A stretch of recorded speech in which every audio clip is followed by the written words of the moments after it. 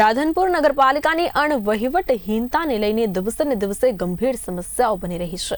ત્યારે શહેરમાં ઠેર ઠેર ખુલ્લી ગટરો એક સામાન્ય સમસ્યા બની ગઈ છે અને હવે પાલિકાના આ અણવહીવટના કારણે નાના નિર્દોષ બાળકોનું જીવન જોખમાય તેવો બનાવ સામે આવ્યો છે।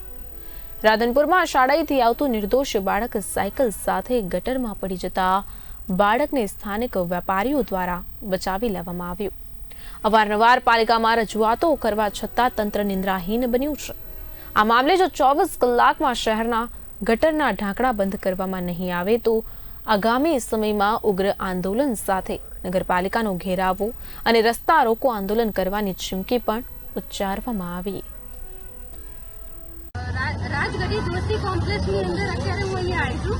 ધોરણ 4 નું અંજુમનનું બાળક અત્યારે અહીંયા ગટરમાં પડી ગયું હતું। આની પહેલા પણ એક દીકરી ગટરમાં પડી ગઈ હતી। સદનસીબે એનો જીવ બચી ગયો છે અને અત્યારે આટલો વરસાદ છે ને આટલા વરસાદની અંદર જો બાળક પડી જતું હોય તો ભર વરસાદમાં શું થાય?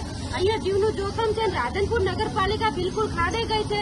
રાધનપુર નગરપાલિકાની અંદર વેપારીઓ વારંવાર રજૂઆત કરી છે છતાં કોઈ સાંભળતા નથી।